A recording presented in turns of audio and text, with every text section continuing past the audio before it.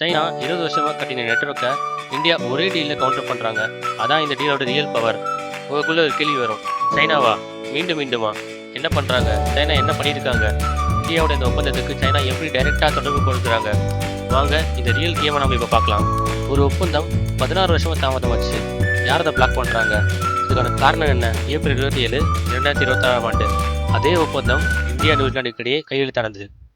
இது இந்தியாவோட ஒரு சதுரங்க ஆட்டம். பசிபிக் ஓஷனை டார்கெட் பண்ணி ஒரு ஸ்ட்ராட்டஜிக் ஸ்ட்ரைக் இது. 2025 மார்ச்ல இந்த நெகோசியேஷனை மீண்டும் ஆரம்பிச்சாங்க.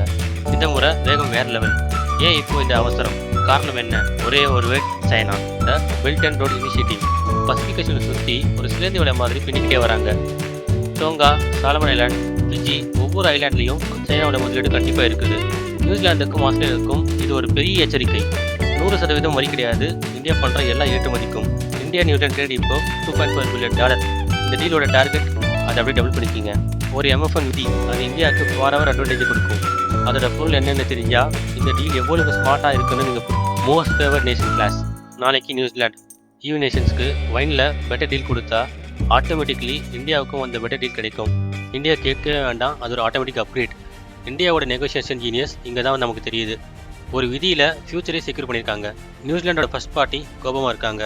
$20 பில்லியன் இன்வெஸ்ட்மெண்ட், 20,000 மைக்ரண்ட்ஸ், உள்ளூரே ப்ரொடெஸ்ட் ஆரம்பிச்சிருக்காங்க. நியூசிலாண்டில் என்ன நடக்குது?